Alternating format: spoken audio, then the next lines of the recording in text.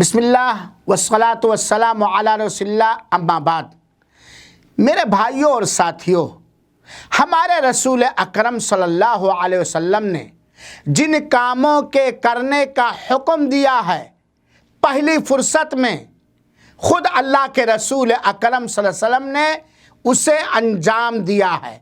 اللہ کے رسول اکرم صلی اللہ علیہ وآلہ وسلم نے بہت ساری حدیثوں کے اندر ہمیں حیا کی زیور اپنانے کا حکم دیا ہے اور اس کی فضیلت اور ثواب بھی بیان کیا ہے۔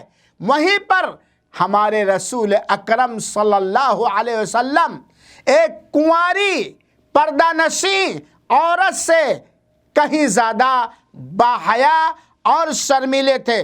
حضرت ابو سعید خدری سے مروی ہے، کہتے ہیں کان رسول اللہ صلی اللہ علیہ وسلم اشد حیاء، اللہ کے رسول اکرم صلی اللہ علیہ وسلم اس کنواری لڑکی جو اپنے دوپٹے کے اندر شرمیلے انداز میں ہوتی ہے اس سے کہیں زیادہ شرمیلے تھے۔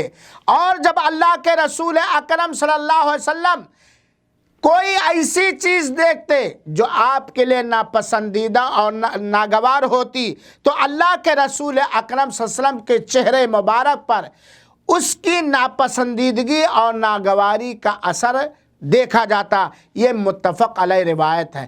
اے امت محمدیہ، ہمارا اور آپ کا نبی پردہ نشی کنواری عورت سے بھی زیادہ شرمیلا اور حیادار تھے، تو ہم امتیوں کو بھی چاہیے کہ ہم ہر اس کام میں جہاں حیا لازم ہے ہم حیا اور شرمیلا پن کو اپنائیں اور ہر بے حیائی کے کاموں سے دور رہیں۔ اللہ توفیق دے، آمین۔